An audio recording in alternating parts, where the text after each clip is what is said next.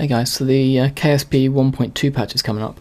The big new feature for this one is the satellite networks. Unlike previous patches that have added a little bit extra difficulty to the game, this one mostly affects more advanced players and later game. If you're a new player, you're not going to notice any of the new features really affecting you very much until at the earliest when you go out to the moon. And even then, until you start doing clever things with probes around the moon, it's not going to affect you a great deal.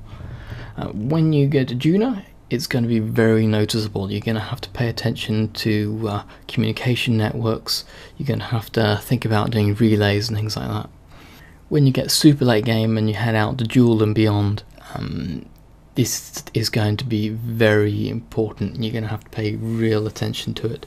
You have to think about things like setting up relay networks, things like that. Otherwise, you're just not going to be able to get probes to work that far out.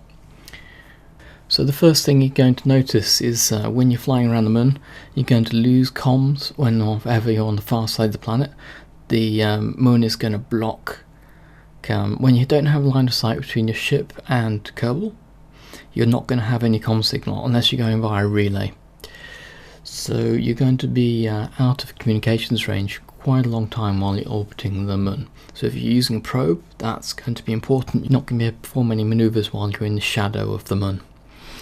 This is on top of, you're likely, if you're using a probe, to need a power supply as well, so you have to think not only about being in the shadow, so you're not getting any power to your solar panels, you're also going to need to think about not having any comm signals.